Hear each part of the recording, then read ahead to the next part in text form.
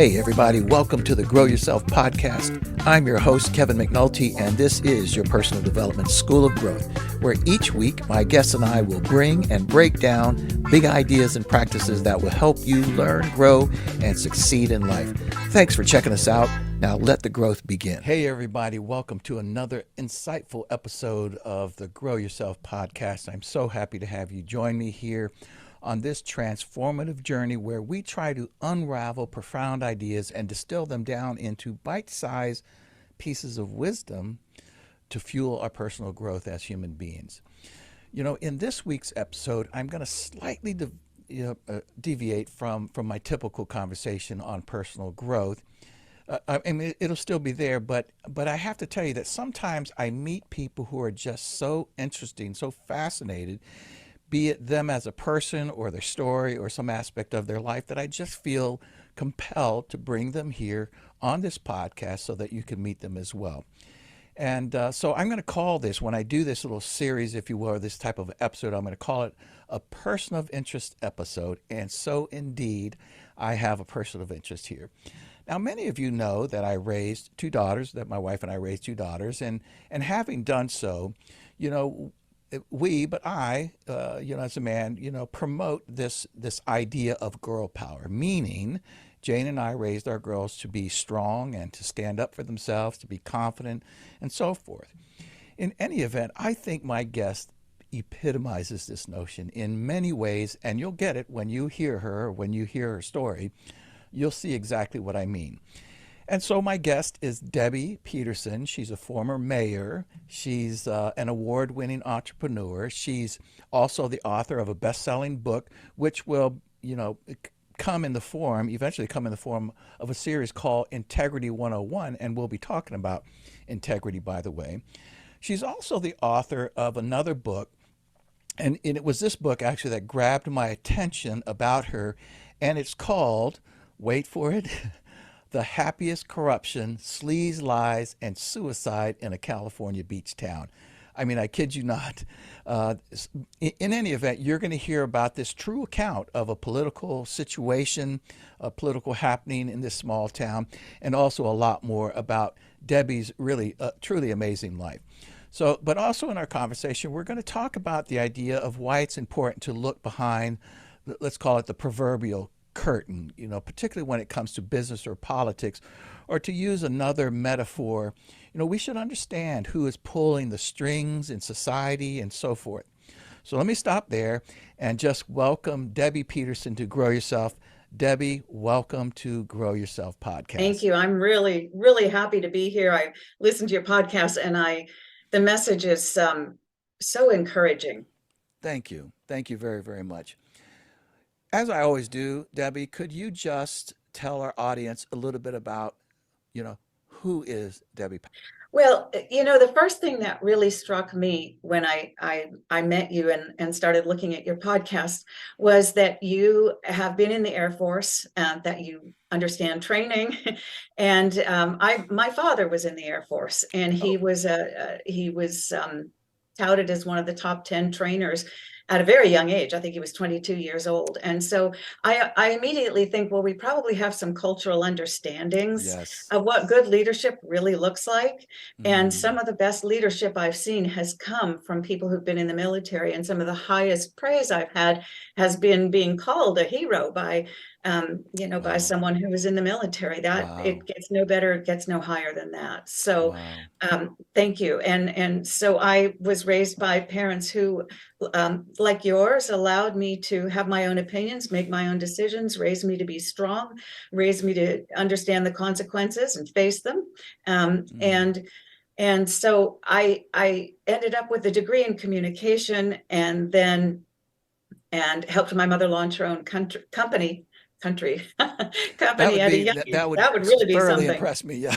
Yeah, I can't go there, but allowed me to help launch her company when I was just out of college with my communications degree. And then because I'd been a member of a Presbyterian church, I had done a lot of exchanges with other young Scottish people and done volunteer work in Scotland with a communications degree. I wanted to work abroad. I needed to go somewhere where they more or less speak English. And so so at least not American English, but English, proper English sometimes. And so I went and worked in Great Britain, and I worked in a couple of advertising agencies, realized that there was going to be a glass ceiling, that the economy wasn't right probably at that point, and started looking around and saying, well, they've been nice enough to let me come work here.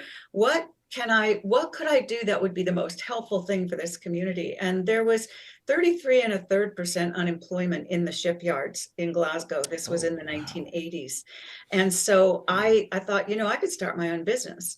I think my mother's business would do very well here. And I'd been testing new products, new food products, in my role with the various agencies and clients I worked with in advertising and marketing. So I took an entrepreneurship course at Glasgow University, started my own company, and it was a roaring success. So I had a wonderful experience at a very young age. I was 24, of becoming really kind of a celebrity in Great Britain, with employing everybody I employed, apart from my board. They were under 30 years old. And at one point we had 100 of us. So I had a wonderful, wonderful experience there. I mean, amazing. I really didn't know all of that. I knew that you'd spent time in Great Britain. So this was in Glasgow. Now, I think it's important people understand that you said this was in the 80s. And so, when we think, started a business, in Glasgow or Great Britain or somewhere else, I mean, this is not an internet business. This was when no internet didn't exist. So wow, to start one in another country, I think is remarkable. Yeah, and I have to say, at 24, I was still too young to know that I couldn't do it. Okay, fair enough. And the way I looked at it was, this is a game, and I can play this game. Yeah. Oh, and I can play it well, and I'm going to. Interesting. Oh, very, very interesting. Okay, so you spent time there, and where are you residing now? Where are you calling in from? Yes, I lived there for 20 years, and in Glasgow? And by then I was in Scotland. Yeah, in Glasgow. Wow. I lived there for 20 years, and I finally sold my company after 13 years and did a lot of management consulting, and realized with my son that he should be raised. I wanted him to be raised in the United States, not so much because it was the United States, but because that's where our family was. And I knew he would be an only child. And so we came back to California, where I grew up.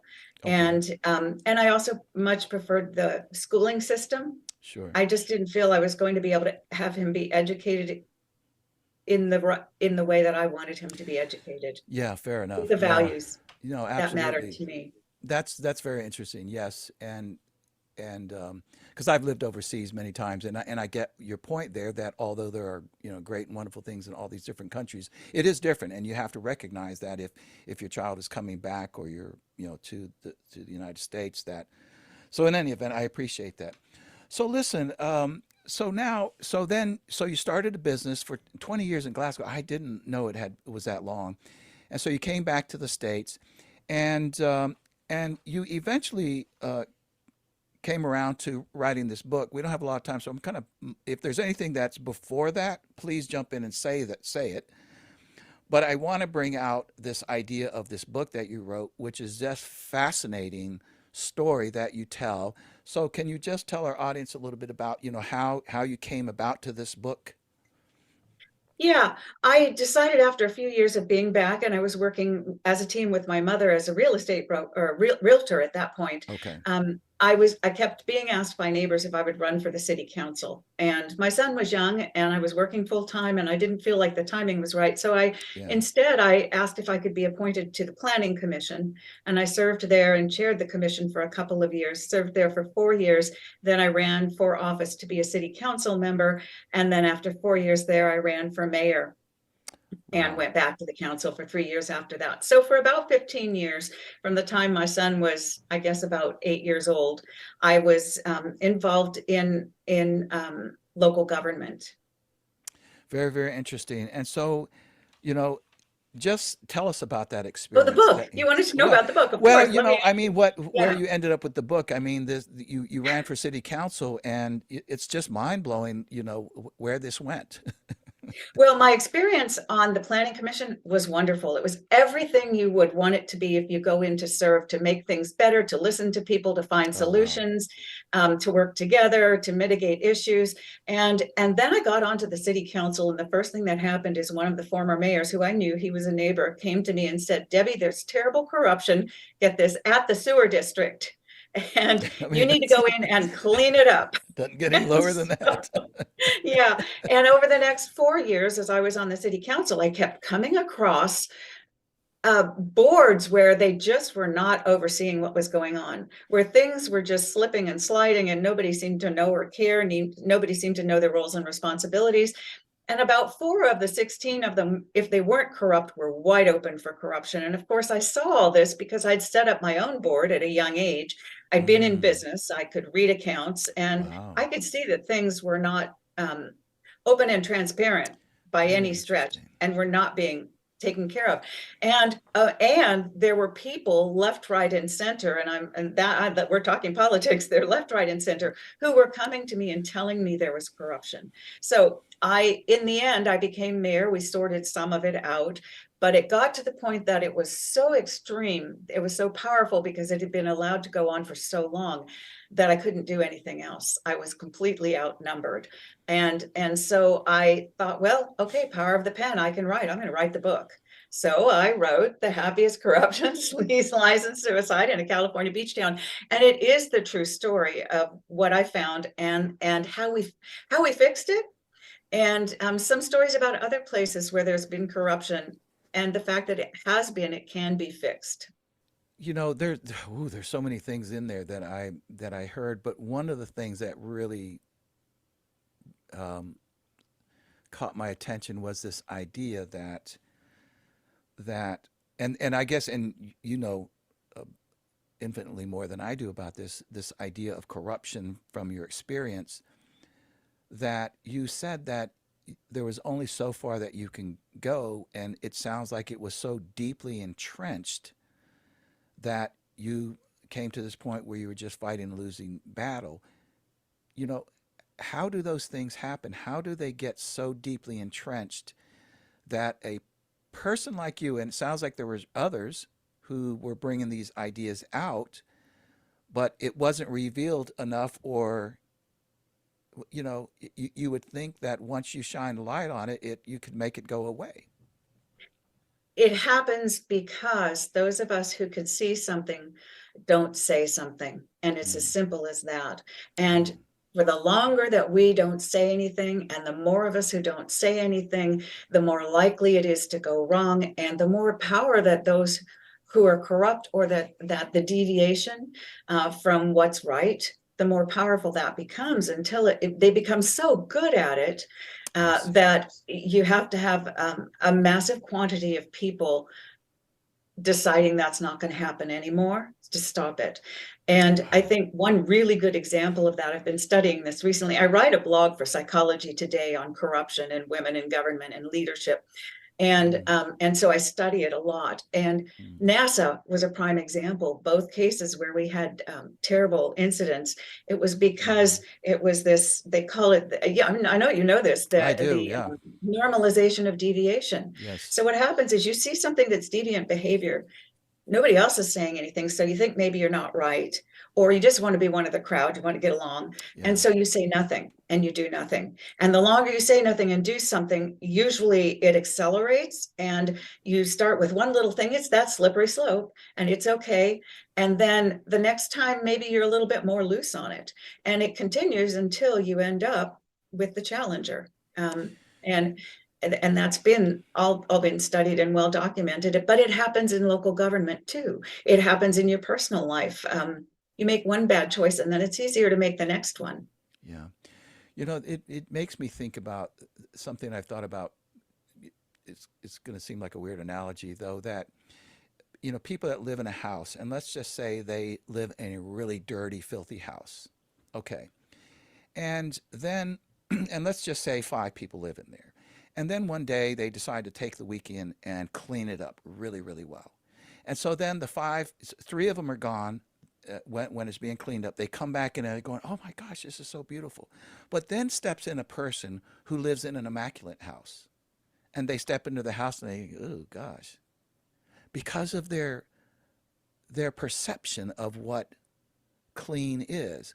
And I think I'm trying to draw this parallel to this idea that the more corrupt it gets, that you if you clean up just a little bit, you think, okay, things are really much better. But somebody like you coming from the outside in, who maybe have zero tolerance for corruption, you still see a lot of it.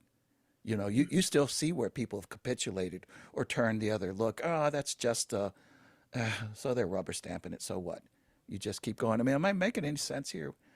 What You are, and yes, and it is about perception, because what happens is our perception changes changes? over time, and the more we allow it, the more our perception changes.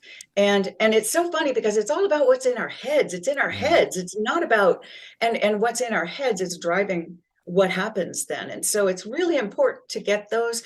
And I still have to do this. I still make this mistake all the time.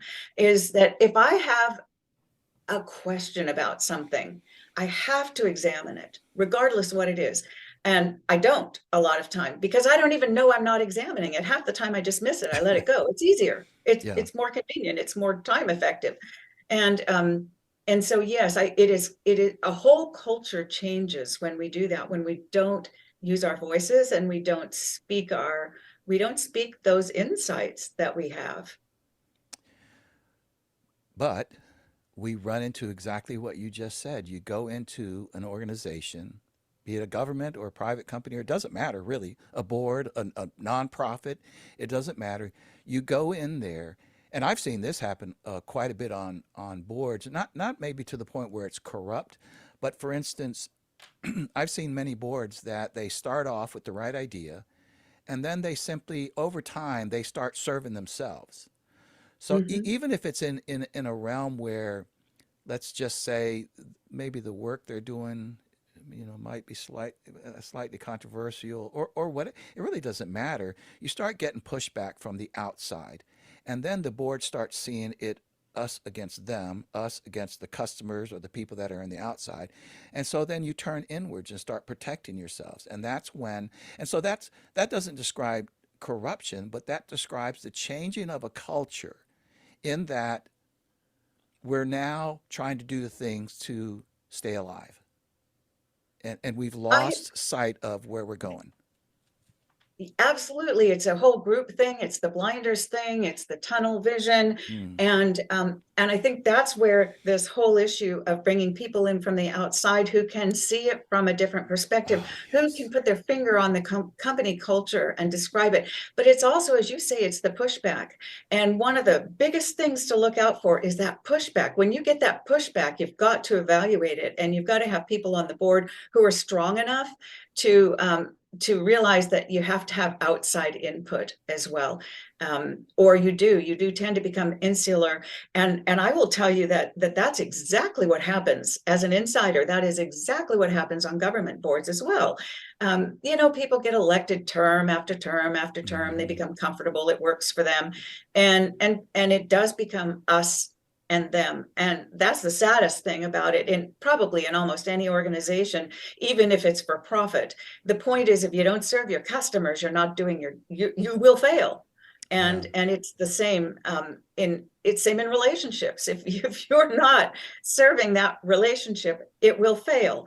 If you are not on a board, remembering who your shareholders are as a government board, that it's we the people, and who owns that board. That board is owned by the Yeah. people, Oh but my the gosh. people have a responsibility to oversee that board, because it's their creation. Even if it's just their ancestors' creation, it is our creation. It belongs to us, and it's our job to ride herd on it. Wow, man, I just love what you're saying here. So let me ask then, first of all, um, how do you how do you keep your eyes open to, well, we can call it corruption, but there's less lower levels of corruption. Again, maybe just uh, ethics issues, which is, I'm trying to parse my words here to suggest that it's not like complete corruption or not, that there's probably a scale of There is a corruption. spectrum. Oh, a Hmm. spectrum, yes. So you know, how do people start to open their eyes to these things? What are maybe some of the early signs or some of the red flags that you would suggest people kind of take notice of? One of them was what you just said, perhaps about the pushback, even inside the organization. So you ask something of another board member and they get upset about it. Could be a red flag, right? That you're trying to ask what's going on here. Absolutely. Yeah, that's a really good example. Um, Anytime you have people who aren't open to discussing things, Yeah. you have a potential problem. And I think a lot of the thing, one of the simplest things is trust your gut. And it's so true because we have these instinctive things that do tell us if it doesn't pass the smell test, then take a look at it. It might be your own perception. It might be that you don't understand it. It might be they don't communicate well and everything's fine, but they don't communicate well. And so sometimes you'll find you trust your gut, you look at something, okay, everything's fine, but you still need to improve that communication so that everybody else doesn't have the Love same that. response. Um, and so I think a lot of times it is simply just trust your instincts and then speak to them. And it happens on a personal level too. If you are evaluating your own responses to things and looking at them and questioning them and have people around you who can help you to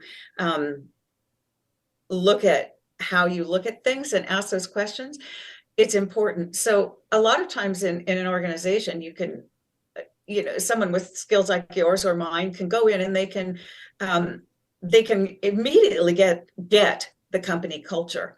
And so there are organizational cultures, and those can be good or bad. And Yeah. so that's one thing to look for is people who are asking the questions. If you've got whistleblowers in the sewer district, we had 3 whistleblowers who all lost their Wow. jobs.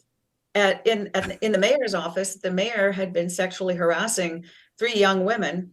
Mayor kept his job, but the 3 young women lost theirs. Now that's changed. He finally got his comeuppance. He finally went to work for a different county, and the young women weren't taking it anymore. And their complaints were considered credible, and he had to resign. So thankfully, he got his comeuppance. But what I'm saying is, when you get things like that, that's a sign that something's wrong. If you're looking at the accounts for your local government, at the budget, and you can't understand them, something's wrong, because it belongs to you and you ought to be able to understand it, and it ought to be, and you can break things down so that everyday people can get it. And that's how it should be. Because That is we are the ones fascinating. who own that government. We should be able to understand what's going on. What about, Debbie, this concept of trust but verify? I think that was said by Ronald Reagan. Love that. I'll tell you just very, very quickly, just an anecdote that when I was living in Germany, I recall meeting a gentleman. We were actually like in a band together, actually a music band, and he was a drummer. And when I met him, so I was in my 20s then, and I met him, and just he just had so much charisma, even as a young guy. He was probably a few years older than me. And I remember I was like, man, I like this dude. He's got so much swag. Well, they didn't say swag back then. He's so cool. He was just the coolest guy I'd ever been around. And I wanted to hang out with him and get to know him and just learn how to be that cool. He just had such charisma, and he was very smart and all these other sorts of things. And I'm going to say probably somewhere between 3 to 6 months later, um, we we started to butt heads a little bit about something. Maybe it was about music or something like this. It wasn't bad, but I noticed that one thing turned the tide of our relationship.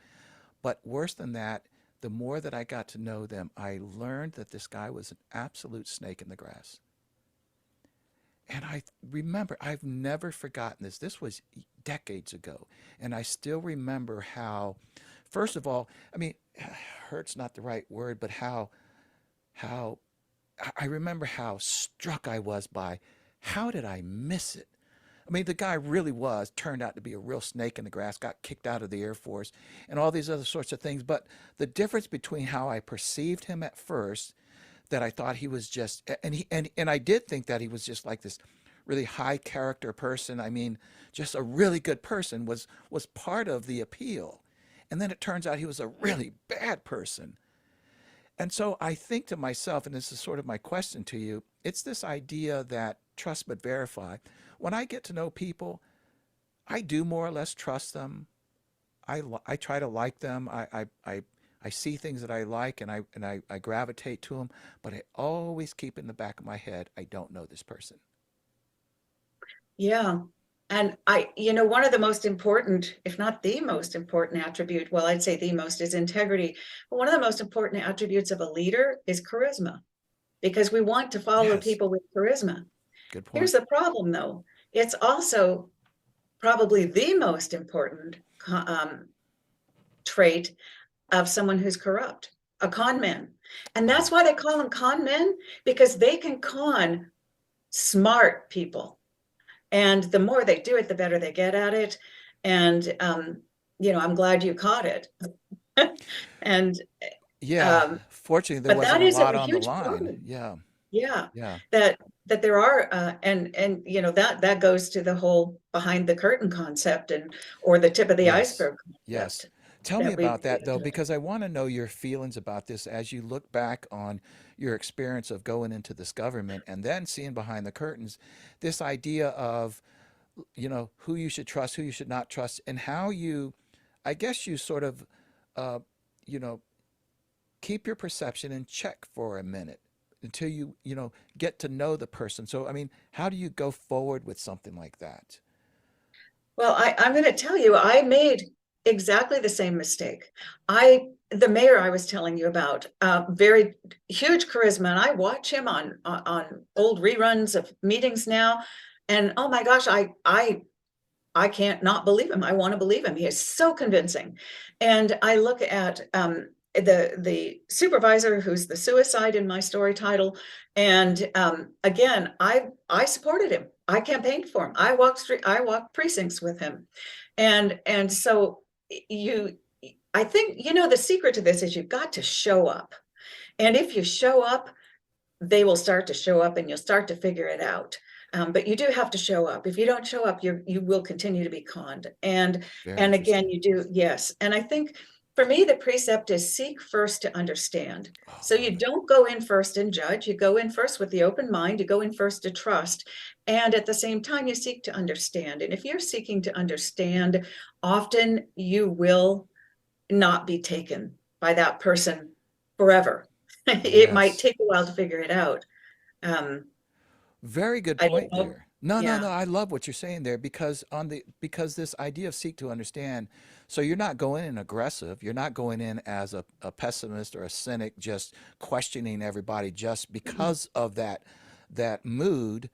But rather you're going in as a curious person, and if you are curious, you're curious about all things. You see, so you're maybe trusting but verify. So tell me about this, and the more questions you ask, again, even with the right intention, Mhm. eventually you start to go, hmm. I always tell my Absolutely. I told my kids this a lot growing up, particularly my two daughters. I have a son as well, and I would always say, I'm not suggesting that you go get on people's bad side, but the truth of the matter is you never know someone's character until you're on their bad side. That's when you start to see things happen, and how Until people you're on the treat you. bad side, did you say? You never knew their Yes, character until, yes, right, yes. right. I mean, oftentimes it's that way that they're charismatic. As long as things are good, they seem good. Suddenly you have a little falling out, and you see this whole different person in how they treat you.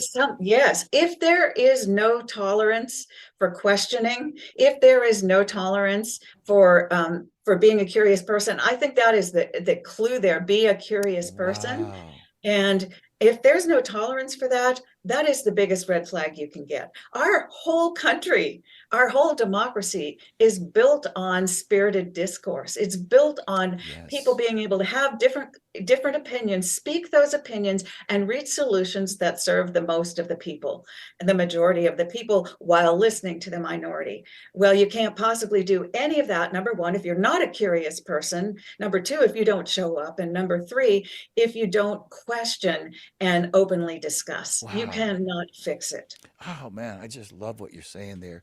I want to ask you two questions. I don't recall how much time we have left here, but I want to respect that. But there's two things I want to get out.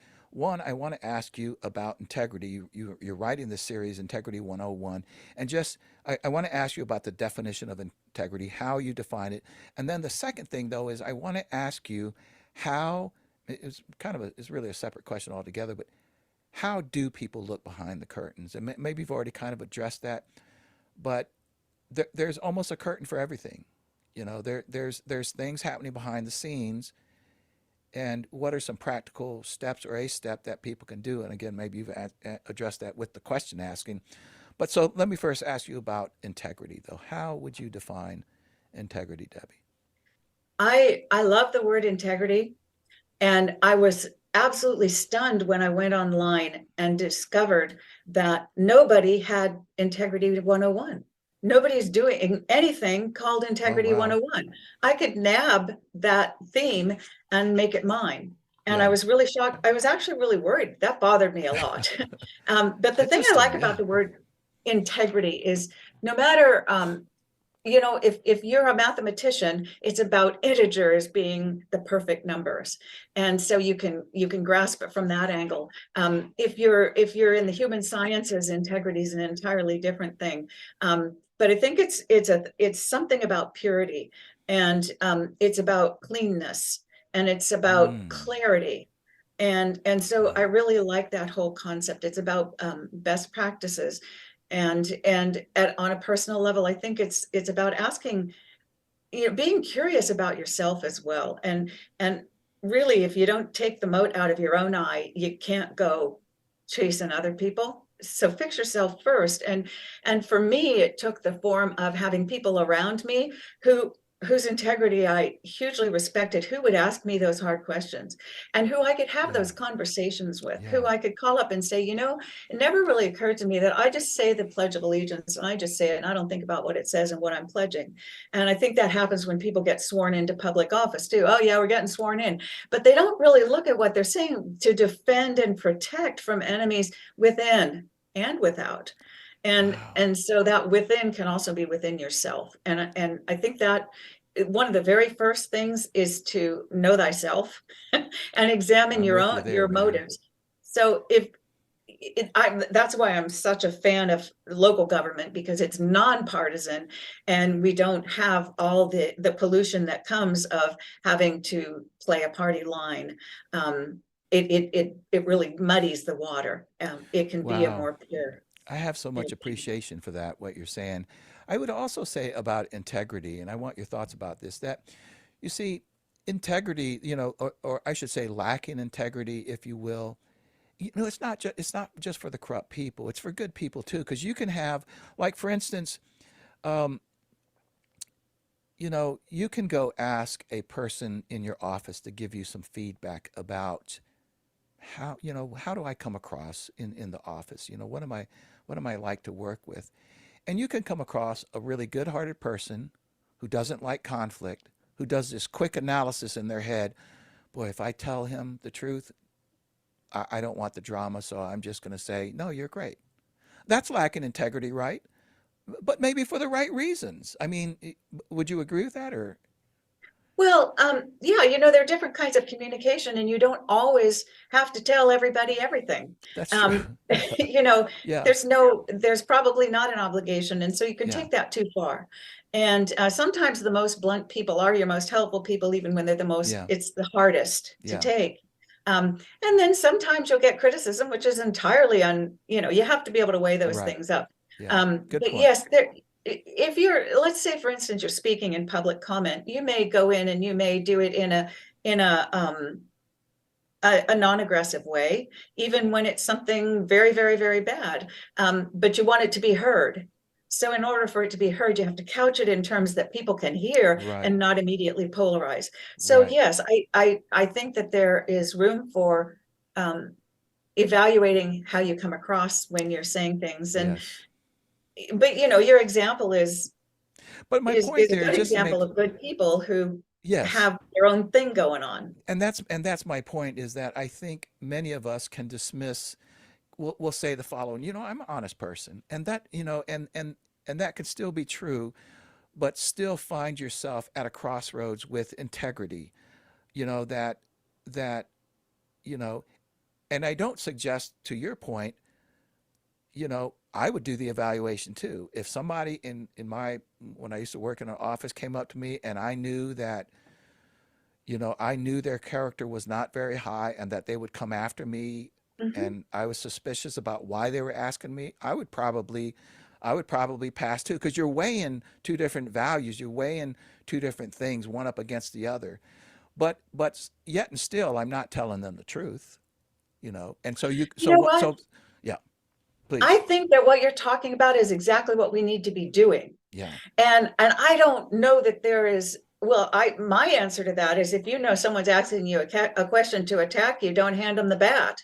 I would Don't agree. give No, them I the bat absolutely to beat agree. you with. Yeah, that's right. Obviously, that person, that Mm-hmm. loyalty to Mm-hmm. yourself is, and in fact, the whole rest of the world, if they're Mm-hmm. corrupt and they're going to beat you Mm-hmm. up because you say something Mm-hmm. to them, then it would be corrupt to Mm-hmm. allow them to. Yes. And so I think those are the important conversations to have, that very Mm-hmm. thing that you're raising. Um, there aren't easy answers a lot of times, Mm-hmm. but if we are at least have the integrity to ask those questions of Yeah. ourselves and discuss them with other people whose integrity we trust, Yes. um, And we'll therein do better. lies the point that I think one of the very important point that you're bringing up here is that even if we believe and know ourselves to be good people, we should struggle within ourselves about whether we're doing the right thing as often as possible, as where it is possible, because sometimes you will get to that road where you have to struggle with some character issue, or whether to be honest or not honest about something. What is your motive behind it? Is it simply that I don't want the conflict and therefore I don't want to burden myself, or is it, what is it? Why are you not being honest about something? If you get to this point where you can just throw it out there and never think about the integrity behind it, then that's a problem. But if you're, but I guess I think people ought to struggle with, if they told a white lie, I'm going to struggle with it. I'm not just going to be like, oh Mhm. well, so what, I I think, don't know. the secret to that is, don't blow it off. There you Um, go. because that's what we do all the time, Mm-hmm. because it's easier, it's systemic, it's easier to blow it off. We have to have ways of looking at things, we Mm-hmm. have to be able to some Mm-hmm. extent to categorize things, and that's not a bad thing. It's a good thing that our brains do to us, but Yeah. there's got to be balance with that. So Yeah. I would just say, don't blow it off. Gosh, I love your Examine. perspective. Yeah, you're so smart about all this. You really are. You put it in such perspective for people to understand. So let me just then ask you about looking behind the curtains. And again, I think you partially, at least in part, answered the idea that asking questions. But let me pose it like this. So there are people, let's say young people, young professionals going into the workplace, and let's say they're going into a large corporate environment, and they got to figure out, who to trust, or they have to, that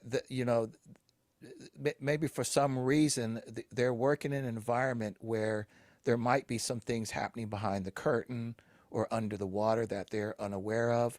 I'm not suggesting that because you're a new professional that you have to know all the inner workings, but I guess I'm asking, how would one approach this idea of going into a workplace and just, you know, looking behind the curtains where they need to? I'm not sure I that I set that It's question up such right a for you. difficult, Yeah. that's a hard one to answer. And I think for me, I'm looking back to, well, how did I do it when I did it? Yeah. And I think you go in with good attitude. Attitude's number one. And then you keep your eyes open. Keep Yeah. your eyes open, be alert, be aware. Um, and yes, be curious, ask questions. Honestly, I think if you're in a good organization, they will value you asking questions. That's how you'll That's learn. very good.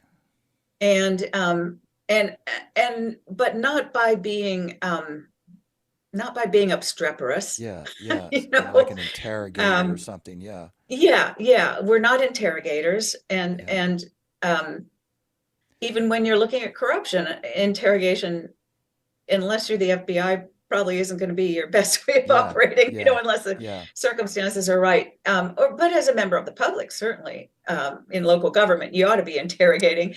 Yeah. Um, so I think just keep your wits about you. I Yeah. think that's it. Keep your wits about you. And as you say, trust but verify. Um, but the last thing you want to do is to come across as untrustworthy. That just switches everything the wrong way, Yeah. even with good people. Yeah. And so some of it's going to be demeanor is Yeah. important You don't too. want to be snooping around. I guess part of it, Mm-mm. and just as you're talking, I just realized I really didn't set that question up well, but I guess I'm asking for those people that I have seen over the years who have been a part of a corrupt organization or just not a good organization. I mean, again, corruption is a pretty tough term. Just not really an ethical or a character-based organization, and they work with them for a while and suddenly realize I was a part of this really bad organization and I Mhm. never knew it. I guess that's the thinking behind my question, and you still answered it quite well about keeping your wits about you, keeping your eyes open,